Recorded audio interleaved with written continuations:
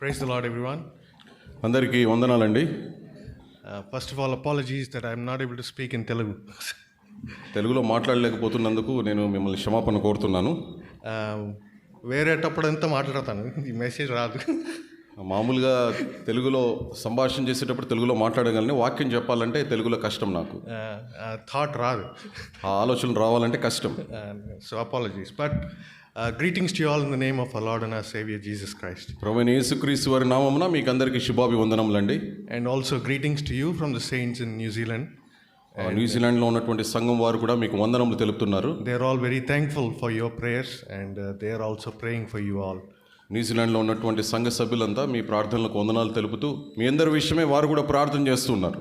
They have all conveyed their greetings to you and are praying that you are well and continue to be in the grace and love of our Lord and Savior Jesus Christ. దేవుని యొక్క కృపలో మీరందరూ వర్ధిల్లాలండి. న్యూజిలాండ్లో ఉన్నటువంటి సంఘ సభ్యులందరూ మీ అందరి నిమిత్తము ఎడతెగక ప్రార్థన చేస్తూ ఉన్నారు. And we know that you are also continuously praying for us, and it is your prayers that are actually holding us together in a foreign land. మేము వేరే దూరదేశంలో దూర ప్రాంతంలో ఉన్నప్పటికీ మీ యొక్క ప్రార్థనలోనే మేమందరము ఇలాగన దేవుని నాటబడి కట్టబడుతున్నామని మేము నమ్ముచున్నాం. So we are very thankful to you. మీ అందరికీ చాలా వందనాలండి. So as Daddy was saying, my mother-in-law was very sick and she is very sick actually at the moment. మా తండ్రి గారు సెలవు ఇచ్చినట్లుగా మా అత్తగారు చాలా అనారోగ్య పరిస్థితిలో ఉంటున్నారు. And it was an extraordinary situation which helped us come to New Zealand. New Zealand నుంచి ఈ పరిస్థితుల్లో కోవిడ్-19 ఉన్నటువంటి ఈ పరిస్థితుల్లో న్యూజిలాండ్ నుంచి భారతదేశానికి రావాలంటే చాలా కష్టతరమైనటువంటి పరిస్థితి.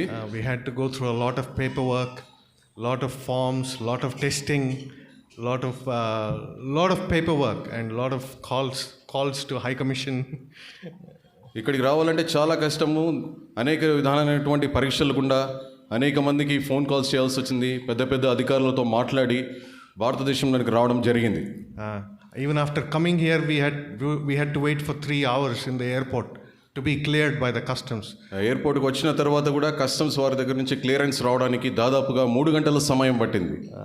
But God was gracious and loving, and right at the last moment, Joshua and I were supposed to go to Chennai, but God graciously gave us tickets to Bangalore.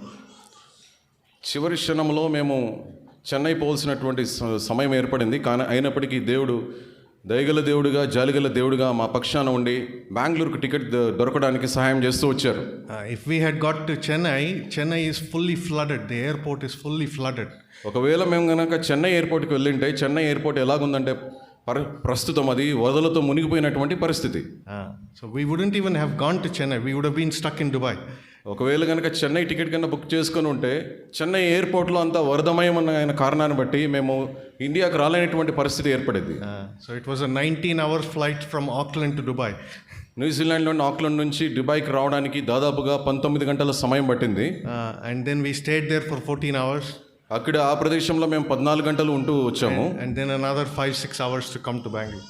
బెంగళూరుకు రావడానికి ఆ తర్వాత మరొక 5-6 గంటల సమయం పట్టింది. But in all of these things, God has been gracious and wonderful and loving and faithful. ఇటువంటి క్లిష్టతరమైనటువంటి పరిస్థితుల్లో కూడా దేవుడు తన యొక్క మా పక్షంగా నమ్మకమైనటువంటి దేవుడుగా విశ్వసనీయమైనటువంటి దేవుడుగా ఉంటూ వచ్చాడు. And I can tell you that my mother-in-law is looking much better now compared to when we saw her when we came. మేము ఇంతకుముందు చూసినప్పటికీ ఇప్పటికీ మా అత్తగారి పరిస్థితిని గమనిస్తే మీ యొక్క ప్రార్థనల మూలంగా దేవుడు ఆమెను ఒక మెరుగైనటువంటి స్థితిలోకి తీసుకొని వచ్చారు. The reason I'm telling you all of these things is because to give glory to God that He has helped us and your prayers have come to fruition. ఈ విషయం చెప్పడానికి గల కారణం ఏంటంటే మీ యొక్క ప్రార్థనల ద్వారా దేవుని యొక్క నామానికి మహిమ కలిగించడానికి, తర్వాత మా జీవితంలో దేవుడు చేసిన సహాయానికి కృతజ్ఞతగా ఈ సంగతి చెప్పడం జరుగుతుంది. Anyways, for this morning's meditation, let's turn to the book of Micah, chapter 6. ఉదయకాలపు ఆరాధన నిమిత్తము మీకా గ్రంథము 6వ అధ్యాయానికి వెళ్దామండి.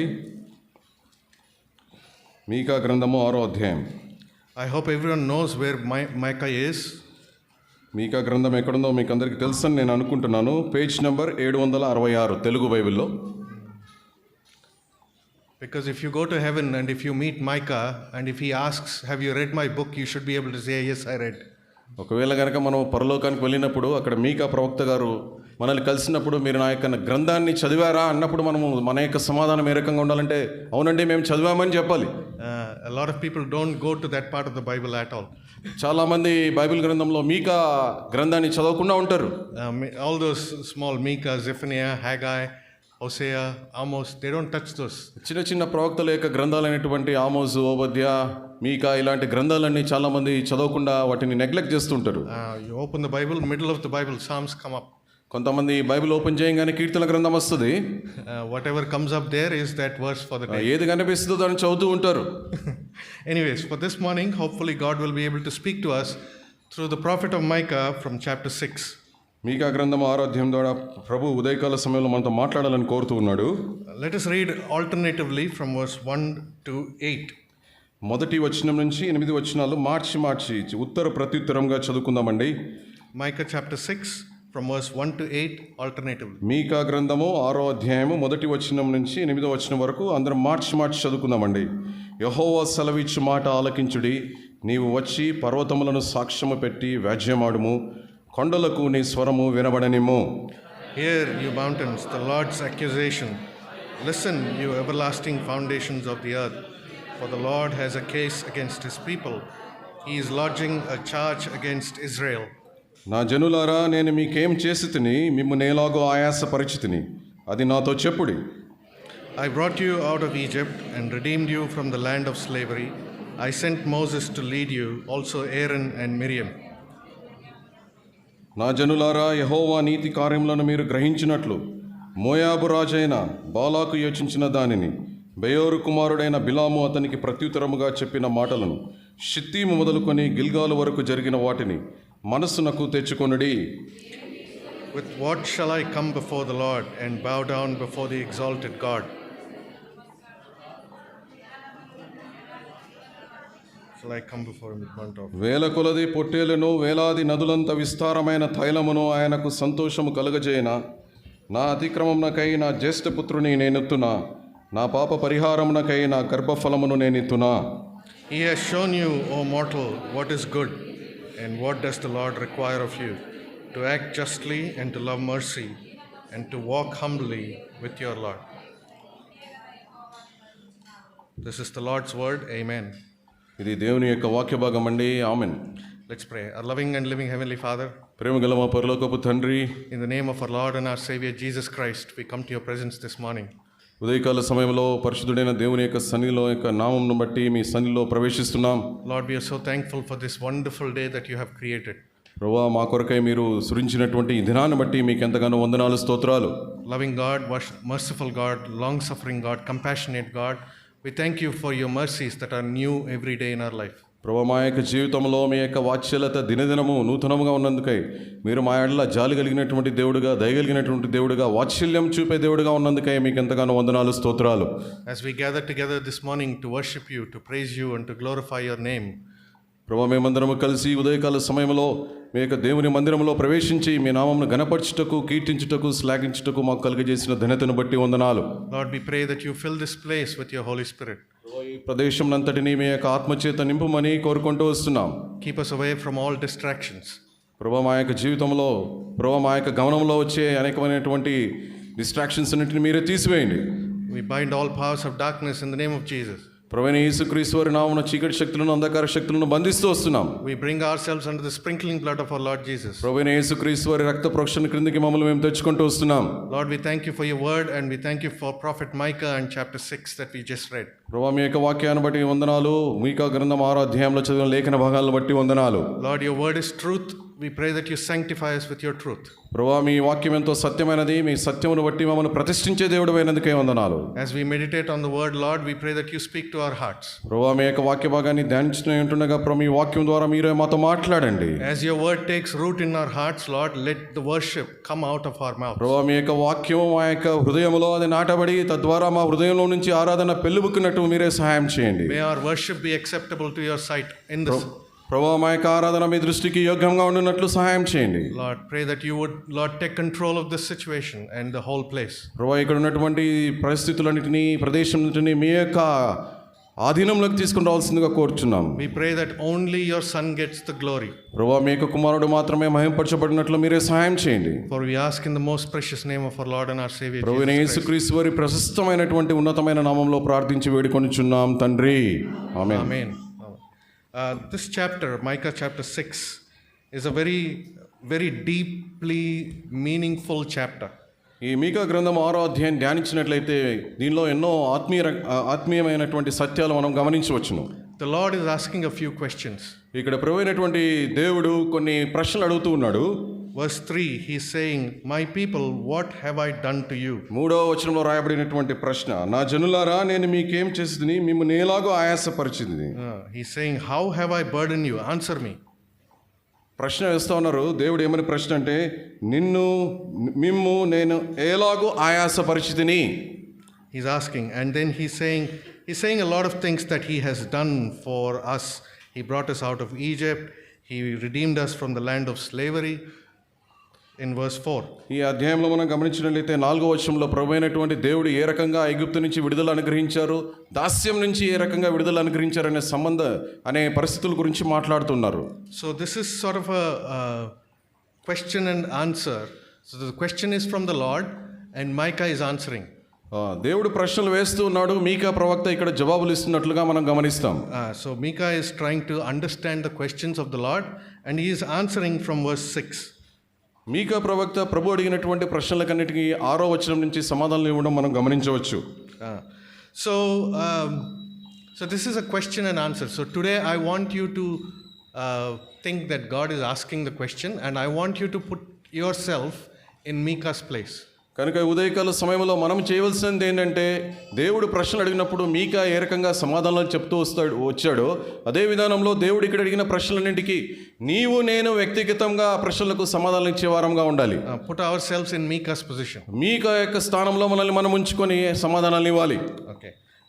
So before we go through the verses or the explanation or the answer Micah gives, I want to give you a sort of a example of what is happening in the world and why is it happening, and just from my opinion. కనుక మీకా దేవుని యొక్క ప్రశ్నలకు ఏ రకంగా సమాధానం ఇచ్చడాన్ని మనకు తెలుసుకోవడానికి ముందుగా ప్రస్తుతం ప్రపంచంలో జరుగుతున్నటువంటి పరిస్థితులు ఏ రకంగా ఉన్నాయో వాటి గురించి కొద్దిసేపు సంభాషించాలని నేను తలంచుచున్నాను. I'm sure a lot of people would have spoken about this.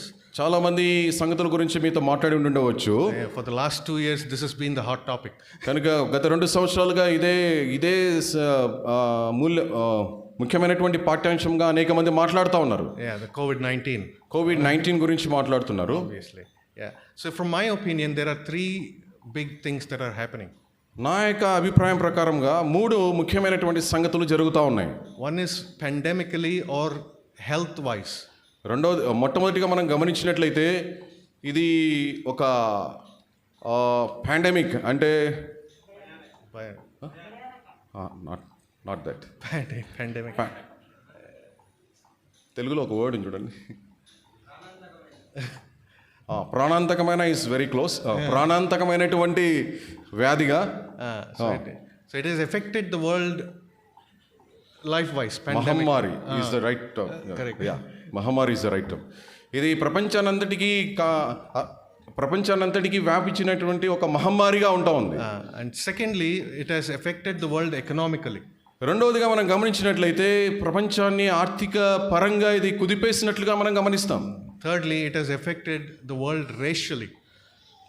మూడవదిగా మనం గమనించినట్లయితే జాతి పరంగా కూడా ఇది ప్రపంచాన్నంతా వణికించినట్లుగా మనం చూస్తాం. It has divided people as Chinese, Indian, Americans, UK.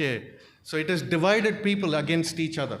కనుక ఈ పాండమిక్, ఈ మహమ్మారి అనేది ఏం చేసిందంటే ప్రజల మధ్య నువ్వు వేరే వాడికి సంబంధించిన వాడు, నేను చైనా వాడిని, నువ్వు భారతీయుడివి, నువ్వు అమెరికన్ అనేటటువంటి ఆ భేదాభిప్రాయాలను కలిగజేసినట్లుగా మనం గమనించవచ్చు. The reason I'm saying this is the world is not looking at Chinese people like the way they used to before the pandemic. ఈ కరోనా వైరస్ రావడానికి ముందుగా లేకపోతే ఈ మహమ్మారికి ముందు ప్రపంచంలో ఉన్నటువంటి వ్యక్తులు చైనా దేశంలో ఉన్నటువంటి వ్యక్తులను ముందు మామూలుగా చూసేవారు. ఎప్పుడైతే ఈ మహమ్మారి వచ్చిందో ఆ మహమ్మారి వచ్చినప్పటి నుంచి చైనా ప్రజలంటే ప్రపంచంలో ఉన్నటువంటి వ్యక్తులకు ఒక భిన్నమైనటువంటి అభిప్రాయం కలిగింది. Because of Delta variant, the whole world is looking at India differently. Delta variant ఇండియాలో ప్రత్యక్షమైన తరువాత ఇండియాలో ఉన్నటువంటి వ్యక్తులు, భారతదేశంలో ఉన్నటువంటి వ్యక్తులను, ప్రపంచంలో ఉన్నటువంటి వ్యక్తులు వారిని ప్రత్యేకంగా చూస్తూ ఉన్నారు. New Zealand used to say people coming from India are high risk. న్యూజిలాండ్లో ఉన్నటువంటి దేశీయులు ఏమని చెప్పేవారంటే, భారతదేశం నుంచి న్యూజిలాండ్కి వచ్చేవాళ్ళు ఈ యొక్క వ్యాధిని మనకు ఈజీగా సులువుగా వారికి అంటించేటట్లుగా ఉన్నారన్నట్లుగా వారు అనుకుంటా ఉన్నారు. They're very high risk. చాలా అది ప్రమాదమైనటువంటి స్థాయిలో కలిగించే వ్యాధి అని వారు అనుకున్నారు. When we came to India, మేము ఇండియాకి వచ్చినప్పుడు they said New Zealand is high risk. ఇండియాలో ఉన్నటువంటి ప్రజలు, భారతదేశంలో ఉన్నటువంటి ప్రజలు ఏమంటున్నారంటే, ఈయన న్యూజిలాండ్ నుంచి వచ్చారు, న్యూజిలాండ్లో ఉన్నటువంటి వైరస్ చాలా హై రిస్క్, అంటే ఎక్కువ ప్రమాదకరమైనదని అంటూ ఉన్నారు. ఇక్కడ నుంచి వచ్చిన దానికి మాకు వస్తే మేము high risk. Sorry. So I'm just saying, so it has divided the world into three ways: pandemically, economically and racially. కనుక ఈ మహమ్మారి అనేది ప్రపంచాన్ని 3 రకాలుగా వేరుపరుస్తూ వచ్చింది. మొట్టమొదటిగా చూస్తే ఈ రోగం అనేది కలుగజేస్తూ వచ్చింది. రెండవదిగా చూస్తే కనుక ఆర్థిక పరంగా పతనావస్థకు తీసుకొస్తూ వచ్చింది. మూడవది మనుషుల మధ్య నీవు ఈ జాతి ఆ జాతి అనే ఒక ప్రత్యేకమైనటువంటి స్వభావం కలిగిస్తూ వచ్చింది. We have lost all trust in media. కనుక మీడియా మీద అందరికీ యొక్క నమ్మకం అనేది వెళ్ళిపోయింది. Who believes in newspapers? Who still reads newspapers? పత్రికల మీద ఎవరు విశ్వసిస్తున్నారు? I'm sure nobody believes the newspapers because you know there is no truth in it. కనుక పత్రికల మీద ఎవరు విశ్వాసం ఉంచట్లేదు, ఎవరు నమ్మట్లేదు, ఎందుకంటే దాంట్లో సత్యం లేదు కనుక. So every day there is a different number. కనుక ప్రతిరోజు ఒక్కొక్క నెంబర్ వాళ్ళు చూపిస్తూ ఉంటారు, ఒక్కొక్క సంఖ్య. How many of you believe in politicians? ఎంతమంది రాజకీయ నాయకులు నమ్ముతారండి? No belief in politicians. No belief in media. No belief in education. No belief in technology. కనుక ప్రజలకందరికీ ఇప్పుడు రాజకీయ నాయకుల మీద నమ్మకం లేదు, పత్రికల మీద నమ్మకం లేదు, విద్య మీద నమ్మకం లేదు, మీడియా మీద నమ్మకం లేదు. Technology, no belief in technology. Technology మీద కూడా నమ్మకం లేదు. There is no belief in science anymore. కనుక సైన్స్ మీద కూడా నమ్మకం లేనటువంటి పరిస్థితి వచ్చేసింది. 2 doses are not enough. Now you need 3rd dose. కనుక వ్యాక్సిన్ వేయించుకున్నారు, 2 డోసులు వేసినా కానీ సరిపోవట్లేదు. 3rd dose. You have to take the 3rd one. కనుక 3వది బూస్టర్ డోస్ వేయించుకోవాలి ఇప్పుడు. Even that is not good enough. The efficacy is only for 6 months. కనుక booster dose వేసుకున్నా కానీ దాని యొక్క శక్తి ఎన్ని దినాలు పనిచేస్తుందంటే 6 నెలలు మాత్రమే. After that, what do we do? 6 నెలల తర్వాత పరిస్థితి ఏంటి?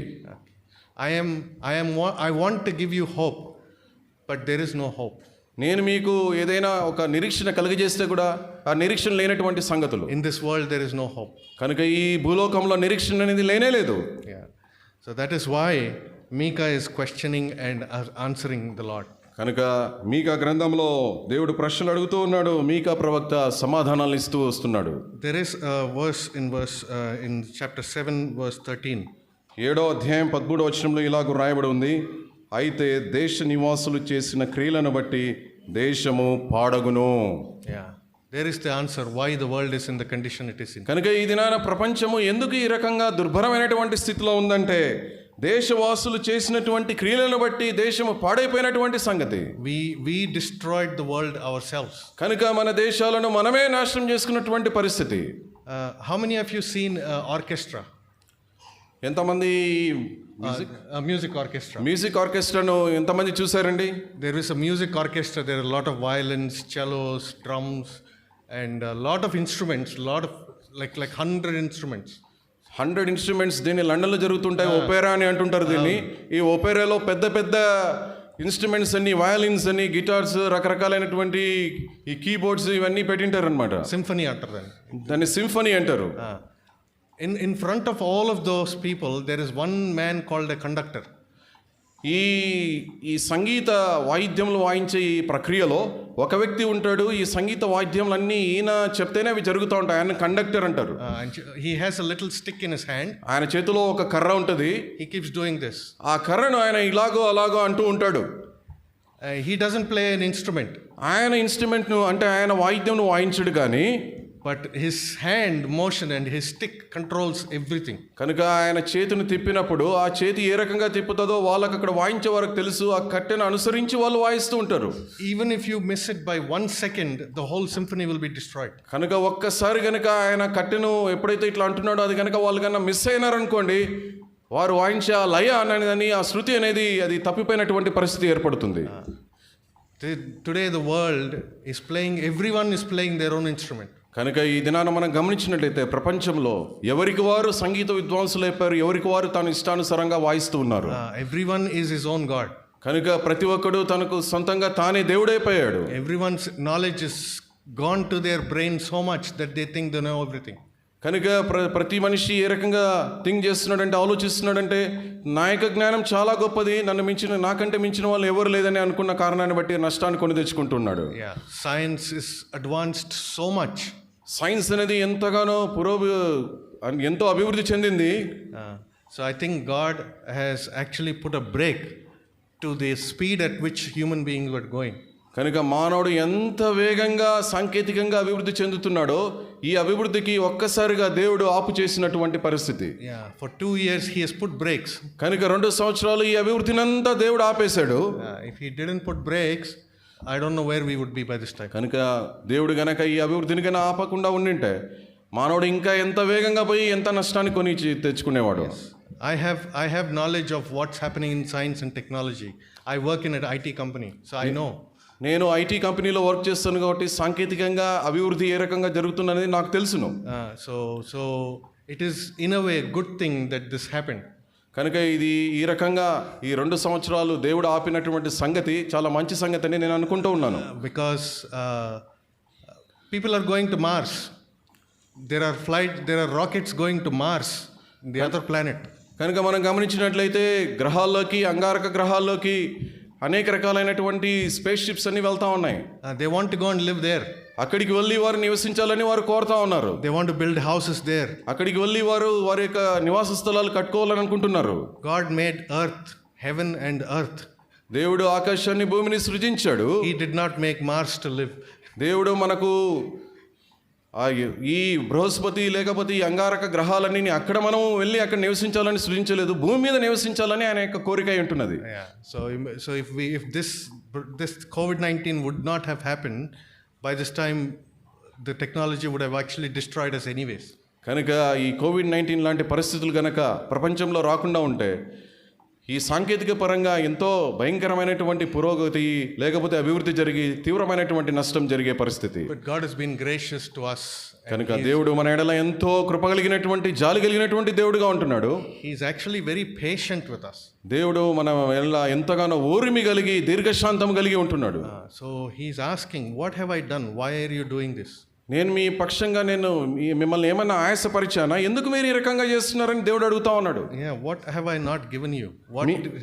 ఏది నేను మీకు ఇవ్వలేదు, మీకు అన్ని ఇచ్చాను. I've done everything for you. I've given you salvation. I've given you redemption. మీకు రక్షణ ఇచ్చాను, విమోచించాను, మీకు కావాల్సినవన్నీ ఇచ్చాను, నేను మీకు ఏం చేయలేదని ప్రభు ప్రశ్న వేస్తా ఉన్నాడు. So Micah is actually trying to respond and say, yes Lord, I understand. మీకా ప్రవక్త సమాధానం ఇస్తున్నాడు, ప్రభువా మీరు చెప్పినది నాకు అర్థమైంది అంటున్నాడు. What shall I come before the Lord? ప్రభువా నీ దగ్గరికి నేను ఏ రకంగా రావాలి ప్రభువా? And how should I bow down before the exalted God? నీ దగ్గర నేను ఏ రకంగా ఉన్నతమైనటువంటి ఈ దేవుని ముందర ఏ రకంగా నేను నమస్కారం చేయాలి? Shall I bring him a burnt offering? నేను ఏదైనా బర్ంట్ ఆఫరింగ్ తీసుకురావాలా? Verse 6. 6వ వచనంలో మనం గమనించినట్లయితే దహన బలులను నేను తీసుకురావాలా? Should I bring calf which are year old? ఏడాది దూడలను నేను అర్పించి తీసుకురావాలా? Should I bring 1,000 rams? లేకపోతే నేను 1000 కొలది పొట్టేలను తీసుకుని రావాలా? 10,000 rivers of olive oil. వేలాది నదులంతా విస్తారమైన తైలమును తీసుకురావాలా? What should I do? Should I give my firstborn? లేకపోతే నా యొక్క జ్యేష్ఠ పుత్రుని నేను ఇవ్వాలా? What did we bring today for the Lord? ప్రాముఖ్యమైనటువంటి ప్రశ్న. ఈ దినాన ప్రభు దగ్గరికి నువ్వు ఏం తీసుకొని వచ్చావు? What do you want to give him? ప్రభువైన యేసుక్రీస్తు వారికి నువ్వు ఏమి ఇవ్వాలని అనుకుంటున్నావు? What do you think is enough? ప్రభువైన యేసుక్రీస్తు వారికి ఏది ఇస్తే చాలని నువ్వు అనుకుంటున్నావు? A broken and contrite heart. విరిగి నలిగిన మనస్సు ప్రభుకి ఇష్టమైనది. That is what we need to bring today. కనుక ఉదయకాల సమయంలో ప్రభు దగ్గరికి నలిగినటువంటి మన యొక్క మనస్సును ఆయన యొద్దకు తీసుకురావాలి. This opportunity to gather together, this opportunity to worship, a lot of people in a lot of countries in the world don't have. మనం ఏ రకంగా ఈ ఉదయకాల సమయంలో సమాజంగా కూడి ఆరాధన చేస్తున్నామో ఇలాంటి అవకాశం, ఇలాంటి పరిస్థితులు అనేక దేశాల్లో అనేక మందికి లేవు. We still don't have. We are still online. న్యూజిలాండ్లో ఉన్నటువంటి సహోదరుడు వారికి కూడా ఇలాంటి పరిస్థితులు లేవు. We are still online. We are still trying to worship and trying to talk over each other in Zoom meetings. ఇప్పటికీ వారు సమాజంగా ఈ రకంగా భౌతికంగా వారు కలుసుకోవడం లేదు. ఇప్పటికీ ఆన్లైన్లో జూమ్ మీటింగ్స్లో ఈ రకంగా వాళ్ళు కలుస్తూ ఉన్నారు. The internet is on and off. You can't hear properly. We are trying to talk over అనేక సార్లు ఈ ఇంటర్నెట్లో అనేక అవాంతరమైనటువంటి పరిస్థితులు, వాక్యం చెప్పే వ్యక్తి ఏం చెప్తున్నాడో కొన్నిసార్లు వినపడని పరిస్థితి, ఇలాంటి పరిస్థితుల గుండా వెళ్తా ఉన్నాము. But this opportunity that the Lord has given this morning, ఉదయకాల సమయంలో భౌతికంగా ఇలాగ మనం అందరం కలిసి రావడానికి ఇచ్చిన దేవుడు ఎంతో అద్భుతమైనటువంటి సమయాన్ని మనకి ఇచ్చాడు. So he is asking, what have I done for you? ప్రభువైన యేసుక్రీస్తు వారు అడిగే ప్రశ్న, నేను నీకు ఏం చేశాను? If you know what he has done for you, నిజంగా దేవుడు నీ జీవితంలో ఏం చేశాడో నువ్వు గుర్తెరిగితే, you will actually respond like Micah. మీకా ప్రవక్త ఏ విధంగా సమాధానం ఇచ్చాడో అదే విధానంలో నీవు కూడా సమాధానం ఇస్తావు. Lord, whatever I bring is not enough. నేను ఏం తీసుకొని వచ్చినప్పటికీ అది సరిపోదు ప్రభువా. I know what you need. You need a broken and contrite heart. ప్రభువా, నీకు ఏది ఇష్టమైనదంటే, ప్రీతికరమైనదంటే విరిగి నలిగినటువంటి మనస్సు అనేది నీకు ప్రీతికరమైనది. Yeah. So let us use these few words as our words of worship this morning. ఉదయకాల సమయంలో ఇటువంటి చిన్న చిన్న పదాలను మన యొక్క హృదయం నుంచి వచ్చే పదాలుగా మనం చేసుకొని ఆరాధించాలి. Let us use these exact words. Verse 18, 19. 18, 19 వచనాలు. Chapter 7, verse 18. 7వ అధ్యాయం 18, 19 వచనం ఉన్నటువంటి ఆ పదాలను ఉపయోగించి మనం ఆరాధించే వారంగా ఉండాలి. Micah chapter 7, verse 18 and 19. మీకా గ్రంథం 7వ అధ్యాయం 18వ వచనం 19వ వచనం. Let us all read together. అందరం కలిసి చదువుకుందామండి. This should be our worship. ఇదే మన ఆరాధనగా ఉండాలి. Who is a God like you? స్వాస్యములో శేషించిన వారి దోషమును పరిహరించు, వారు చేసిన అతిక్రమముల విషయమే వారిని క్షమించు దేవుడవై, stay angry forever. నీతో సముడైన దేవుడు ఉన్నాడా? ఆయన కనికరము చూపుటయందు సంతోషించువాడు గనుక నిరంతరము కోపముంచుడు.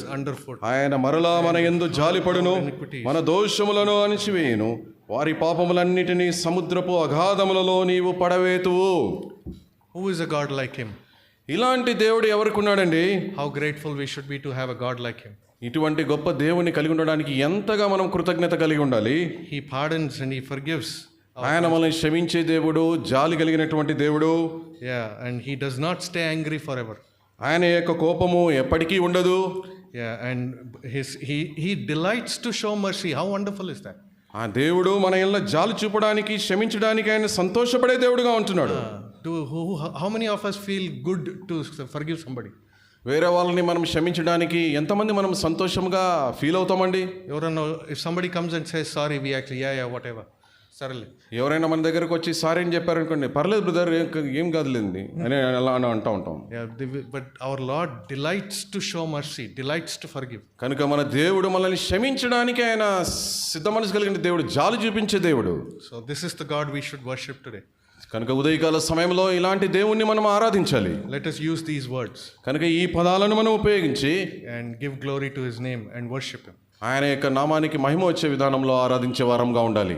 May the Lord bless his word. దేవుడి వాక్యాన్ని దీవించును గాక.